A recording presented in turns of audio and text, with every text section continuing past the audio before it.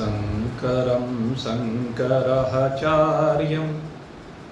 केशवं बादरायणं सूत्रभाष्यकृतौ वन्दे भगवन्तौ पुनः पुनः।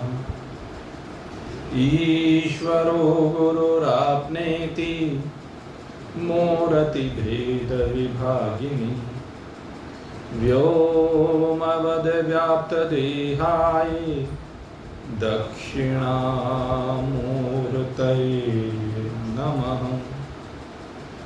ॐ पूर्णमदः पूर्णमिदं पूर्णात् पूर्णमुदच्यते पूर्णस्य पूर्णमादाय पूर्णमेवावशिष्यते।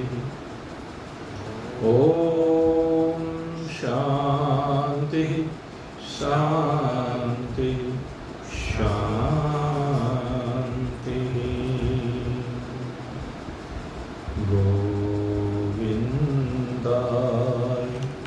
नमो नमः। श्री कृष्णाय नमो नमः। नारायणाय नमोस्तुते। सद्गुरुदेवाय तोभ्यं नमामि तोभ्यं नमामि तोभ्यं नमामि। उपस्थित भाग्यवान सत्संग प्रेमी सज्जन प्रेमी, कल आपके सन्मुख माया के स्वरूप की चर्चा की गई थी कि माया परमेश्वर की अनादि पराशक्ति है, अव्यक्त है, त्रिगुणात्मक है। और अव्यक्त इसलिए कि न इसको सत रूप से कहा जा सकता, न असत रूप से कहा जा सकता, न उभय सता सत रूप से कहा जा सकता, न इसको भिन्न कहा जा सकता, न इसको अभिन्न कहा जा सकता, न भिन्न भिन्न कहा जा सकता, न अंग सहित कहा जा सकता, न अंग रहित कहा जा सकता, या सांगानंग कहा जा सकता। ये बड़ी अद्भुत अनिर्वचनीय माया भगवान की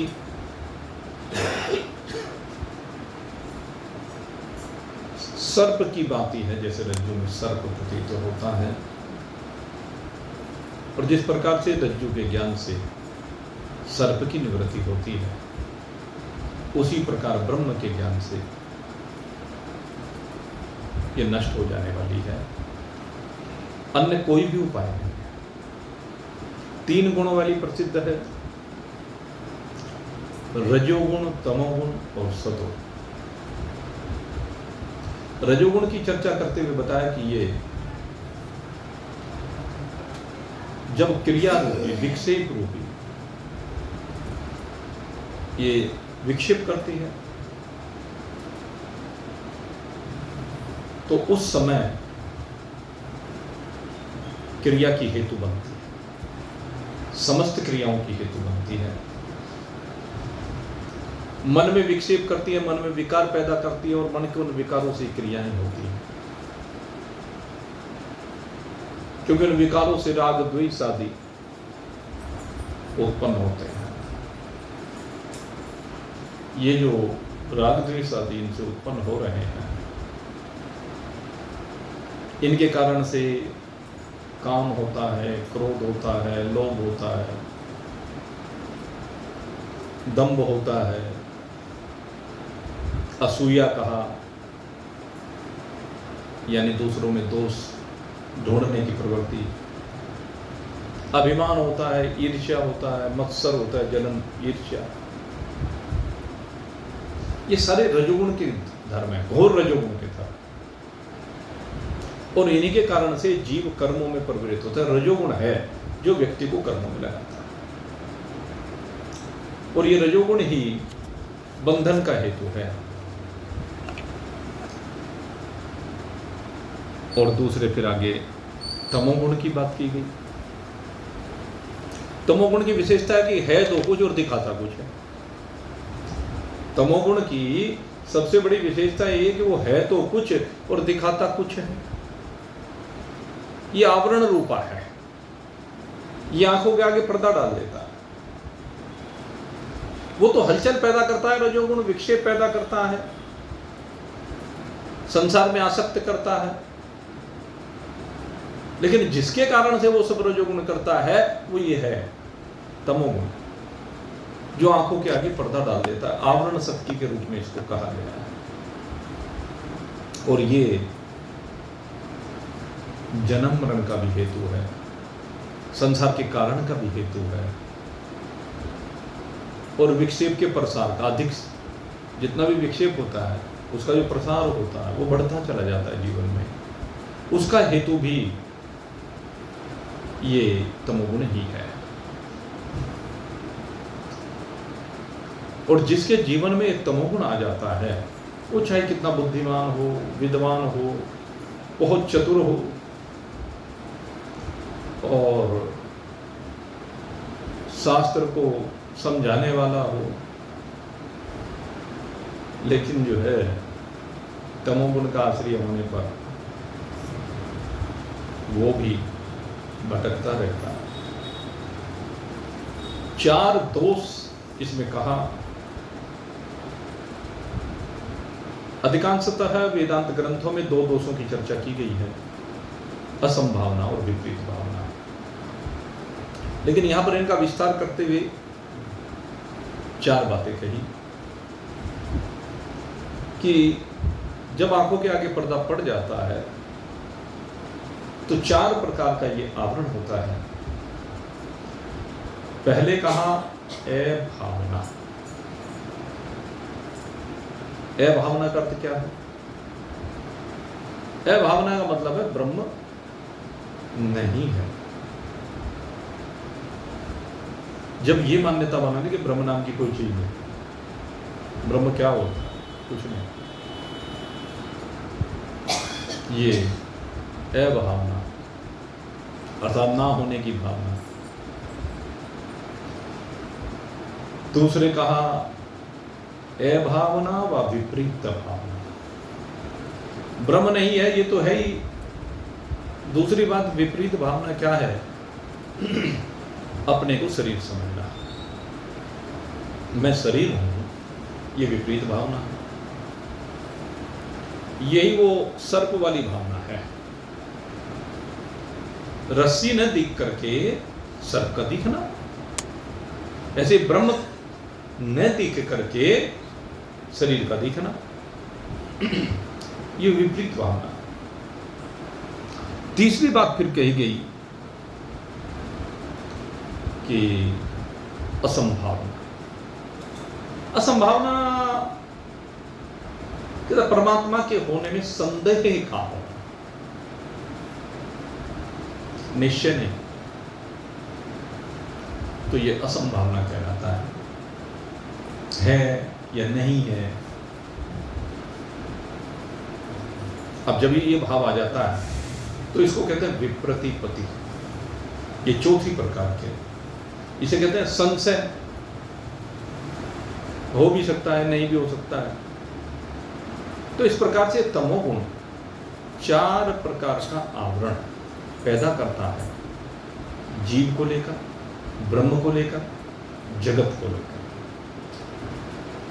और वैसे इसकी शक्ति अज्ञान भी है, निद्रा भी है, आलस्य भी है, मूढ़ता भी है, जड़ता भी है, प्रमाद भी है, आलस्य भी है। ये सारे के सारे ये तमोगुण के ही लक्षण हैं।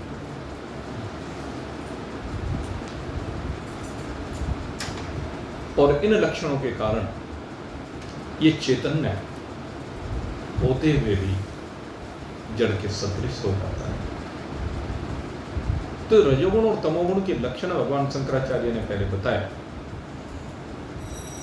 और इसके उपरांत अब चर्चा भगवान सत्वगुण की करते हैं।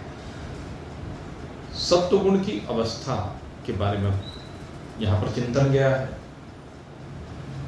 सत्वं विशुद्धं जलवत् तथापि ताभ्यां मिलित्वा शरणाय कल्पते। यत्रात्मबिम्बः प्रतिबिम्बितः सन् प्रकाशयत्यर्क इवाखिलं जडम्। सत्वगुण कैसा है? कहते जैसा बिल्कुल शुद्ध जल होता है, निर्मल जल। सत्वगुण प्योर तो ऐसा होता है, लेकिन कहते जब उस सत्वगुण में थोड़ा सा मिलन हो जाए, किसका? रजोगुण का और तमोगुण का। क्योंकि जिस प्रकार से जैसे आपको स्थूल भूत का बताया था ना, स्थूल भूत होते हैं, तो स्थूल भूत में क्या होता है कि आकाश अकेला नहीं रह सकता। सूक्ष्म भूत की जब तक बात है तब तक तो अकेले हैं, पांचों पृथक हैं।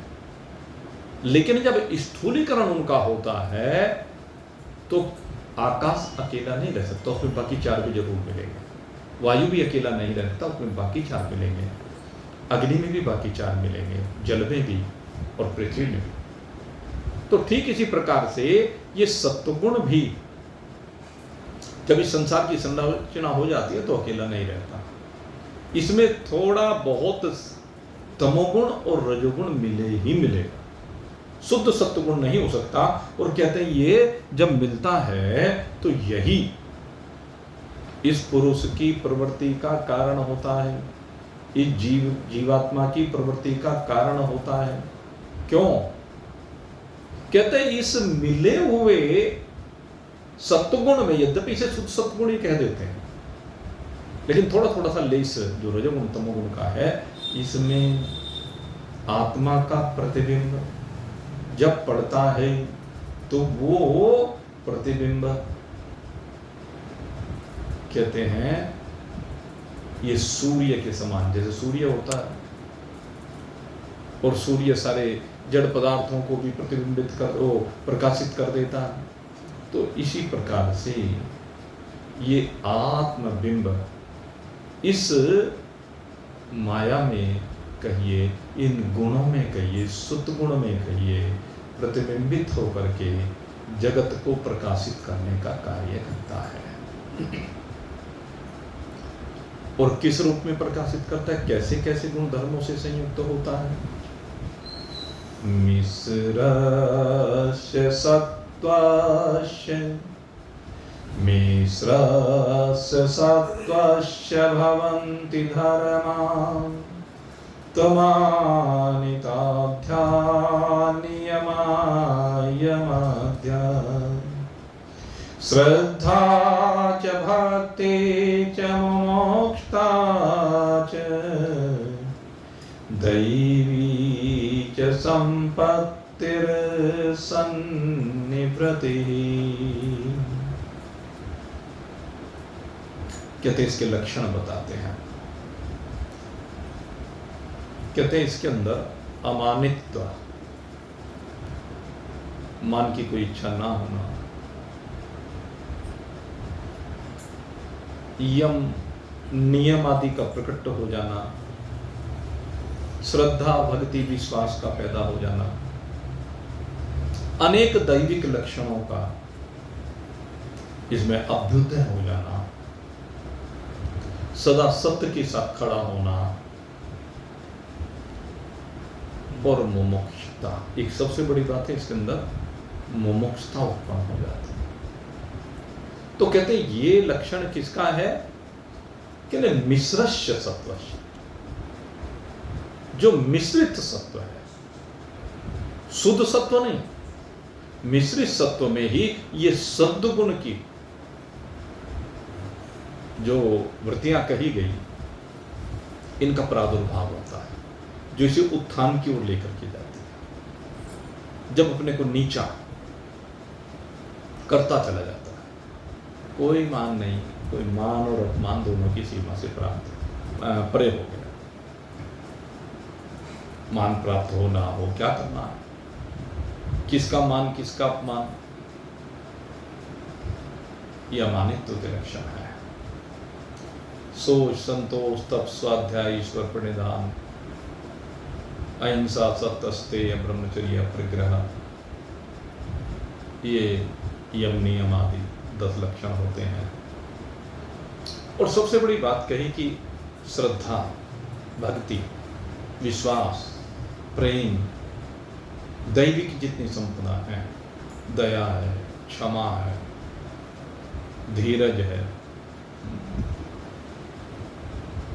संतोष है, सरलता है, अब जितने भी शुभ लक्षण है वो सब इसमें प्रकट हो जाते हैं। ये विशेषता होती है सतोगुणी व्यक्ति की। और इसके बाद विशुद्ध सत्व के लक्षण भी बताते हैं। विशुद्ध सत्वस्य गुणः प्रसादः स्वात्मानुभूति परमा प्रशान्तिः तृप्ति परहर्षः परमात्मनिष्ठा यया सदानन्दरसं समरिच्छति। ये है, देखो ये जो मिश्रित सत्वगुण है, इसके बाद जब ये शुद्ध सत्वगुण में प्रवेश करता है तो उन लक्षणों का फायदा क्या होता है, उनका लाभ क्या होता है, उनका परिणाम क्या होता है। तो सबसे पहले कहा कि तृप्ति, ये तृप्त हो जाता है। अब कोई चाहत नहीं, कोई वासना नहीं, कुछ नहीं चाहता, समस्त कामनाओं से विरहित हो जाता और हर्षित हो जाता है, प्रसन्न हो जाता है, सदा ही प्रसन्न रहता है, कभी दुख का लेश भी इसके अंदर प्रकट नहीं होता। उसका कारण क्या है भाई? क्योंकि सारे विकार धुल करके समाप्त हो जाते हैं। वो जो भूत के चिंतन से सबसे ज्यादा, मैं बार बार इस बात को कहता हूं, ये जो भूत का चिंतन है ना, भूतकाल का चिंतन, अब से पूर्व की घटनाओं का चिंतन, ये सबसे बड़ा विकार है और ये जीव को फंसाने वाला है। जो साधक परमात्मा के साथ एक रूपता को चाहता है, उसे इसकी सीमा से सबसे पहले बाहर रहना पड़ेगा। जब तक उसके बारे में सोचता रहेगा, फंसा रहेगा, विकार उत्पन्न होते रहेंगे, वृत्ति उत्पन्न होती रहेगी, संकल्प विकल्प बनते रहेंगे, उनका क्षय हो ही नहीं सकता। इसलिए उसकी सीमा से उसे बाहर निकलना पड़ेगा। और भविष्य का चिंतन, कहीं के लिए चिंतन कर रहा है, किसके लिए चिंतन कर रहा है, कितनी आयु रह गई है तेरी, विचार करके दे। अब जितनी आयु रह गई है उसके लिए क्यों चिंतन करता है, क्यों परेशान होता है, क्यों चिंता कर रहा है उसकी, भविष्य में क्या होगा? अरे जो अब तक हुआ है वही आगे होगा, और क्या होना है? जो अब तक हुआ है वही आगे होगा। किसी के प्रारब्ध में अनुकूलताओं संयुक्त जीवन लिखा है और किसी के प्रारब्ध में प्रतिकूलताओं संयुक्त जीवन है। ये अनुकूलता और प्रतिकूलता से संयुक्त जो जीवन है, भाई किसी को दोष देने की जरूरत नहीं है। ये जीवन भी अपने किए हुए कर्मों का फल है। जब बो ही नहीं रखा है तो काटेगा कहां से? इसलिए सहज रूप से अपनी परिस्थितियों को स्वीकार करें और आगे प्रसन्न रहना सीखे हर हाल में।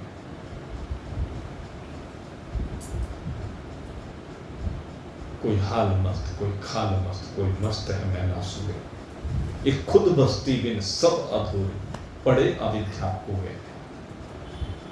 कहते जो ये संसार के साधनों से सोचते हैं कि इससे हम सुखी हो जाएंगे, इनसे सुख है नहीं। एक खुद मस्ती होनी चाहिए, उसी से मस्त हो सकता है, उससे प्रसन्न हो सकता है, उसी के द्वारा तू आनंद को प्राप्त कर सकता है, उसी के द्वारा तेरे दुखों की विस्मृति हो सकती है। भूल जा। इसलिए बार बार जो मैं बात कहता हूं, भूत और भविष्य, इन दोनों की सीमाओं से बाहर निकल करके वर्तमान में जीना सीखो। वर्तमान में जो उचित है उसे करते रहो बस। तुझे पता है क्या भविष्य का? तुझे पता है कि भविष्य भी कितना लंबा है भी कि नहीं है? क्यों चिंता कर? और फिर इस बात को क्यों भूल जाता है? क्या भूतकाल में तुझे कोई ऐसा दिन रहा है जब रोटी ना मिली हो? और चल अगर किसी दिन नहीं भी मिली तो क्या तू जब व्रत रहता है तब भूखा नहीं रहा? तो उस दिन को ये समझ ले कि आज की भूख नहीं, आज का व्रत है भगवान का। भगवान का व्रत रहते हुए उसे भगवान को समर्पित कर। तेरी भूख से भी प्यार, तेरी तृप्ति से भी प्यार, जैसे भी तो रखे सरकार, हमको वही है स्वीकार। यह है जीवन जीने की कला। यही बात समझा रहे हैं। उस स्थिति में प्रसन्नता का अनुभव होता है। अरे जीवन का उद्देश्य यही तो है। सारी जिंदगी यूं ही पिलते रहोगे क्या?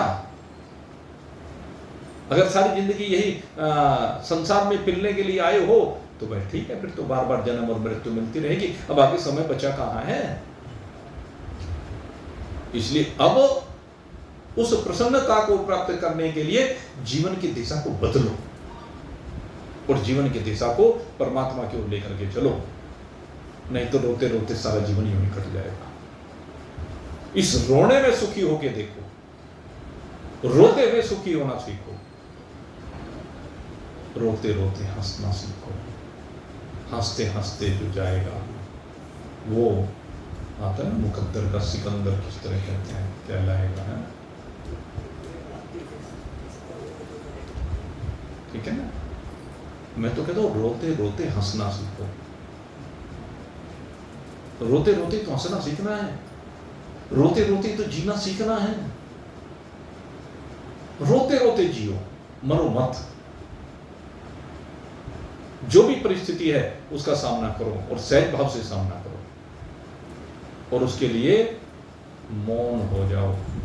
अगर सुख चाहते हो आंखों से मौन हो जाओ, अर्थात आंख से कुछ मत देखो। कानों से मौन हो जाओ, अर्थात कान से कुछ ना सुनो। वाणी से मौन हो जाओ, अर्थात किसी को कुछ ना कहो।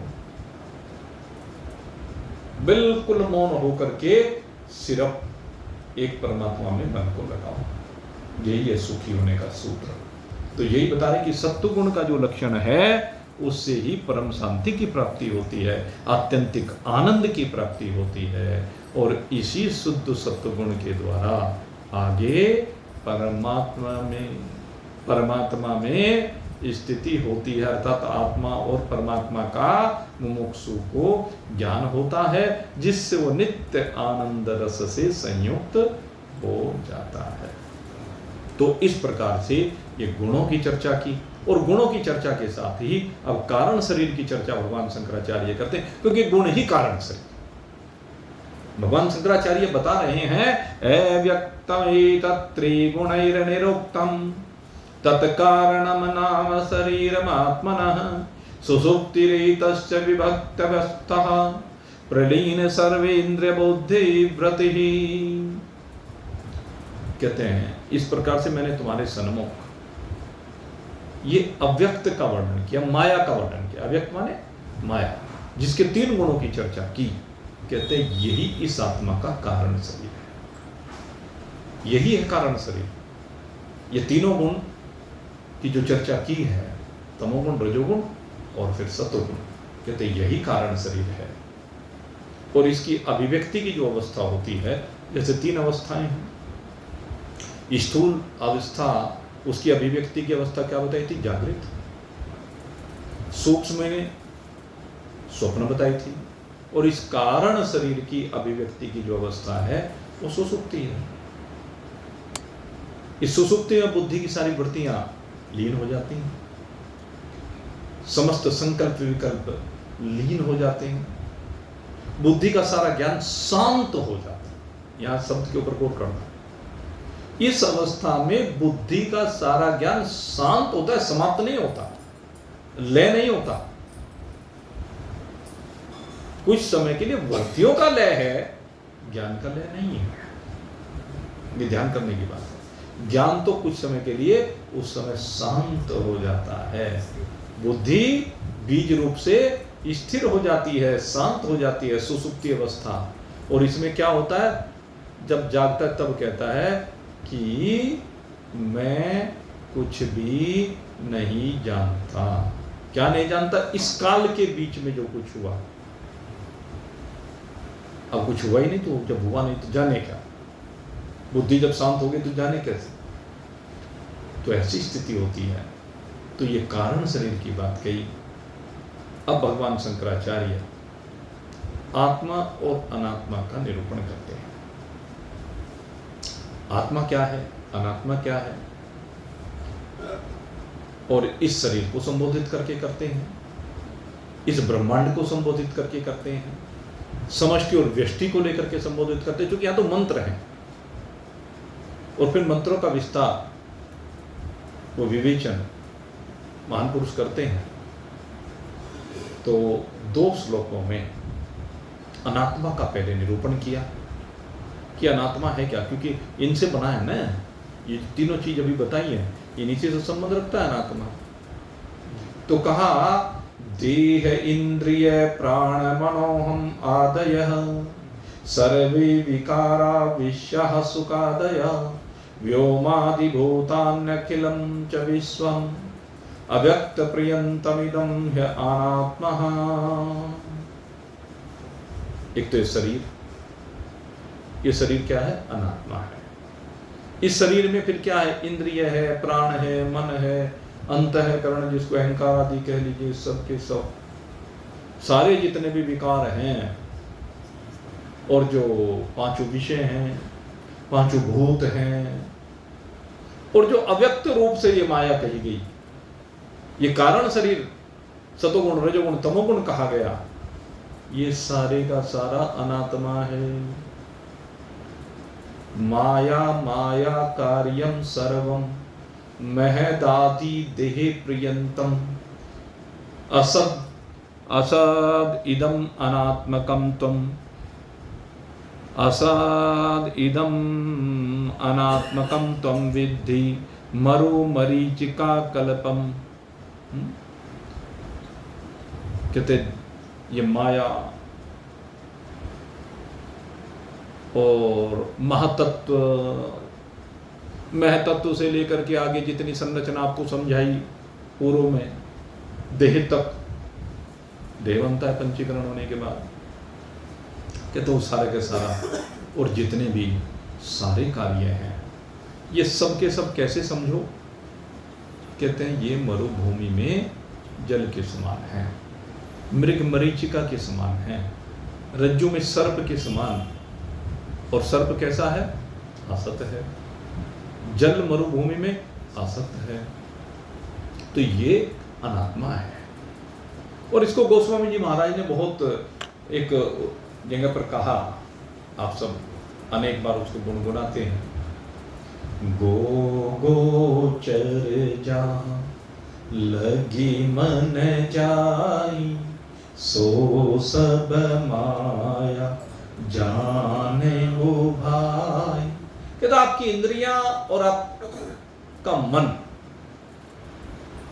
इंद्रिय उनके विषय आपको कहां तक ले जा सकते हैं, ये मन आपको कहां कहां तक ले जा सकता है, इस लोक में, परलोक में, लोक लोकांतरों में, ब्रह्मलोक तक, वैकुंठ तक।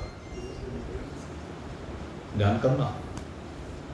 सो सब माया जान हो भाई, ये सब माया ही है। आप कहेंगे वैकुंठ का भी नाम लेते हैं?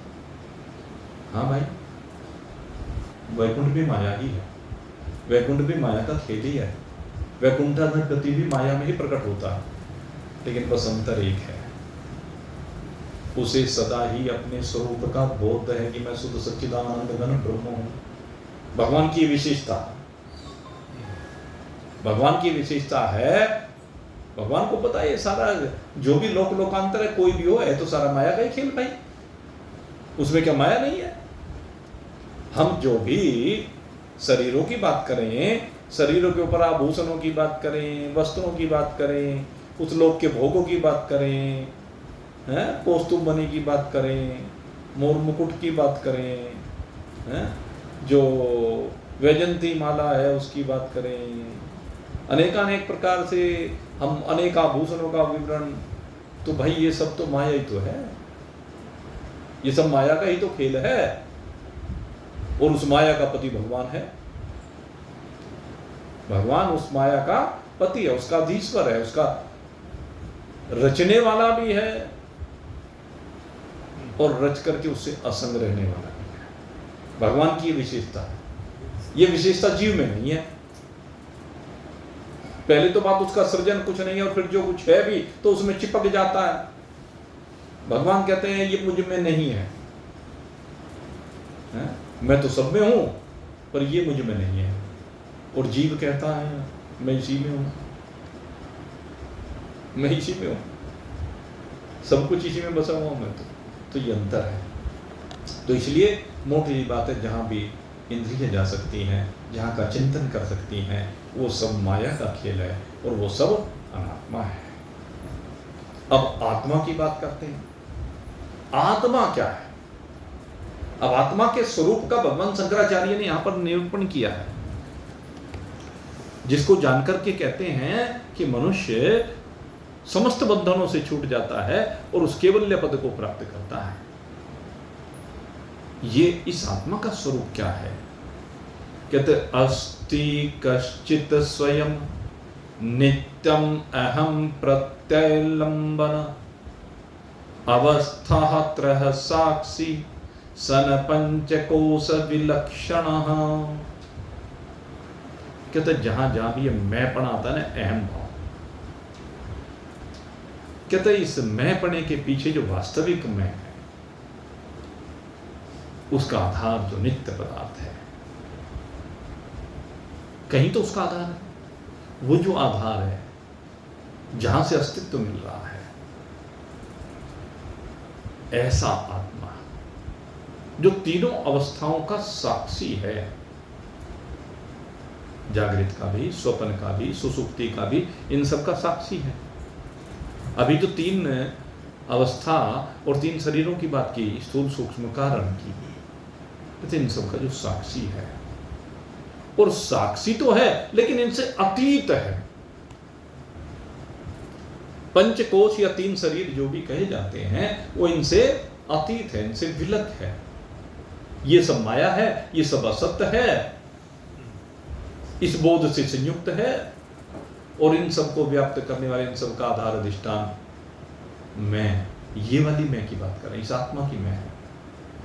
यो वी जानाति सकलम जागृत स्वप्न सुसुप्तिषु बोधि तत्वृत्ति सद्भाव अभावम अहम इत्यायम। क्या सर जानता है? किसको जानता है? जागृत के प्रपंच को, स्वप्न के प्रपंच को, सुसुप्ति जहां प्रपंच का अभाव हो जाता है। कहते जो इन सब को जानता है, इन सब अवस्थाओं में जो सदा विराजित रहता है, इन सब अवस्थाओं का साक्षी रहता है, बुद्धि की जो वृत्ति है उनके होने और ना होने में भी मैं विराजित हूं, मैं इनका साक्षी हूं, इस प्रकार से जो स्थित रहता है वो आत्मा है। आत्मा इन सब का साक्षी है, इन सब का दृष्टा है। ये पश्यति स्वयं सर्वम यम न पश्यति ही कश्चन। केनोपनिषद, ये केनोपनिषद का आ गया एक तरह से। यहाँ जो आत्मा का निरूपण किया गया है ये केनोपनिषद में आता है। ये सारी चीजें, ये जो ऊपर वाला मंत्र आया है ये भी वही है, वो जो सबको जानता है लेकिन उसे कोई नहीं जानता। यह पश्यति स्वयं सर्वम यम न पश्यति कश्चन, जो सबको देखता है, सबको जानता है, लेकिन जिसे कोई नहीं देखता, जिसे कोई नहीं जानता, यश्चेत्यति बुद्धिरादि न तुयम चेत्य अत्यम। जो इन सबका साक्षी है, सबका ज्ञाता है, सबको प्रकाशित करने वाला है, लेकिन ये जो बुद्धि आदि है, मन है, बुद्धि है, चित्त है, यहाँ चारों का समावेश। केनोपनिषद में तो अलग अलग सबको समझाया, मन को समझाया, बुद्धि को समझाया, प्राण को समझाया, सारे एक एक करके सबको समझाया, लेकिन यहाँ पर प्रतीकात्मक रूप से बुद्धि को कह दिया और बुद्धि के माध्यम से सारों को समझ लेना चाहिए कि ये जिसको नहीं जानते, लेकिन इनको जो जानता है तदेव तुम ब्रह्म विद्धि, उसी को तुम ब्रह्म जान। भगवान शंकराचार्य यही कहते हैं। तो ब्रह्म क्या है? सबका साक्षी है, सबका दृष्टा है, सबका प्रकाशक है, सबको जानने वाला है। इसीलिए उसको ज्ञान स्वरूप भी कहा, उसको प्रकाशक भी कहा, उसको ज्योतिर्मय भी कहा, उसको चैतन्य भी कहा, उसको सत्य, क्योंकि सबका आधार है, सबका अस्तित्व उसी से है, इसलिए उसको सत्य भी कहा। ऐसा परमात्मा है। और घन भी कहा, जो घन रूप से एक जैसा सर्वत्र ओतप्रोत है, ऐसा परमात्मा तत्व, ऐसा आत्मा है। ये आत्मा का स्वभाव बताया, ये न विश्वमिदं व्याप्तम। यही बात फिर आ गया, विश्व को लेकर के कह दी, ये न विश्वमिदं व्याप्तम यन्न व्यापनोति किंचनः आभारूपम इदं सर्वम यम भान्तमनो भात्ययम। कहते हैं सारे विश्व को जिसने व्याप्त कर रखा है, जो भी अनंत कोटि ब्रह्मांड है, वो उन सब में रमा हुआ है, बसा हुआ है। कहते हैं वो, उसने तो सबको व्याप्त कर रखा है, लेकिन उसे कोई व्याप्त नहीं कर सकता। उसने सबको व्याप्त कर रखा, लेकिन उसे कोई व्याप्त नहीं कर सकता। यस्य भाषा सर्वम इदम विभाति, उपनिषद में ये भी आया था ना, जिसकी प्रकाश से, जिसकी शक्ति से सर्वमिदं विभाति, सब कुछ भाषित हो रहा है। लेकिन जिसे न तद भास्यते सूर्य शशांको न पावकः, लेकिन जिसे सूर्य, चंद्रमा, अग्नि आदि, तारागण आदि कोई भी प्रकाश भाषित नहीं कर सकता। वही बात भगवान शंकराचार्य यहाँ पर कह रहे हैं। ये उपनिषदों का विषय आ गया पूरी तरह। जब आत्म तत्व का निरूपण किया जाता है, तो आत्म तत्व के निरूपण में उपनिषद ही है जो आत्म तत्व का निरूपण करते हैं, आत्मा के सही स्वरूप को समझाते हैं। तो वही यहाँ पर भगवान शंकराचार्य यहाँ उपनिषदों को हमारे सम्मुख रख रहे हैं कि सब कुछ जिससे भाषित होता है, सब कुछ जिसके द्वारा प्रकाशित होता है, जिसके भाषने पर ही ये सब कुछ भाषित हो रहा, ऐसा ये आत्म तत्व है। फिर आगे इसी बात को और आगे कहा, यस्य सन्निधि मात्रेण देहेन इंद्रिय मनोधीयः विश्वेषु स्वकीयेषु वर्तन्ते प्रेरिता इव। कहते हैं जिसके उपस्थिति से, जिसके सानिध्य से, जिसके प्रविष्ट होने से, हालांकि प्रविष्ट होना भी कहना बनता तो नहीं, लेकिन समझाने के लिए कह दिया जाता है।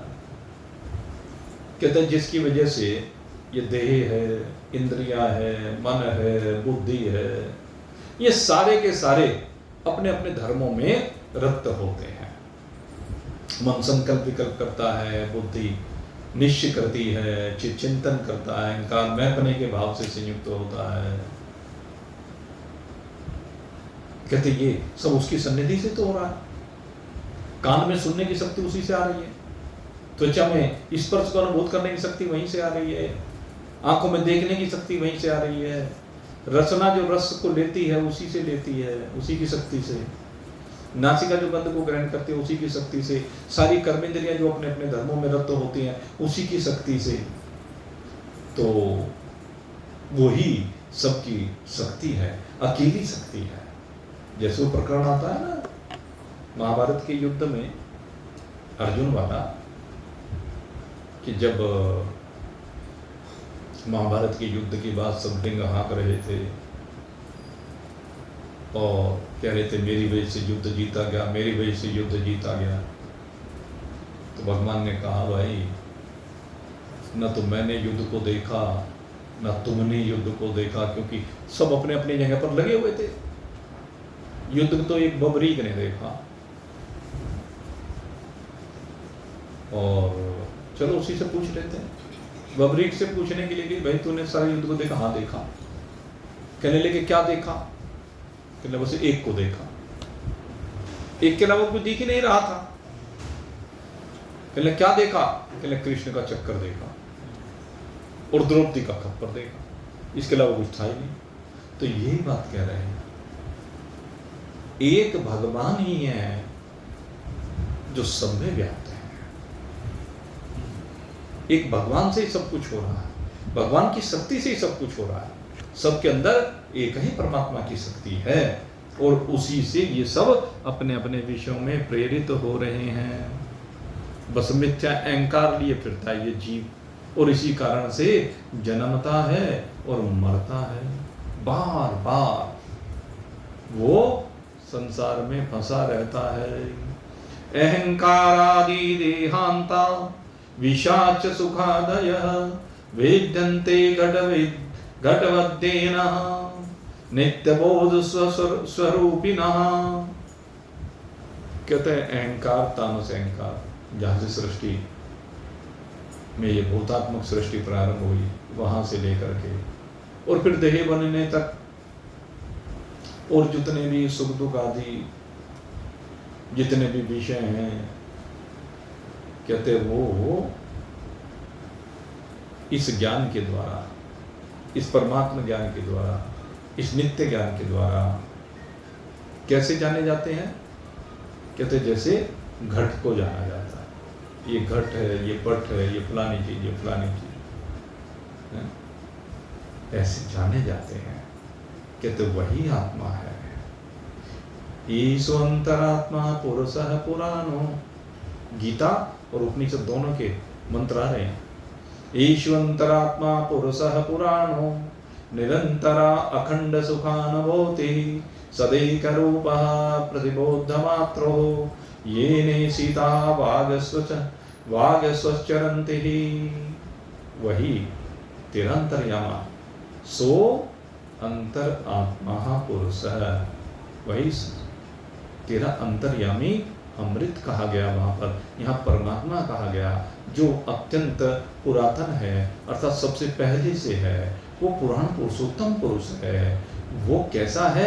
निरंतर अखंड सुखानुभूति। कहते जिससे निरंतर, नित्य, अखंड, ये कहने के लिए तो बड़े आसान से शब्द सुन लेते हैं, लेकिन यही है वो चीज असली। नित्य है, निरंतर है, अखंड आनंद अनुभूति ही,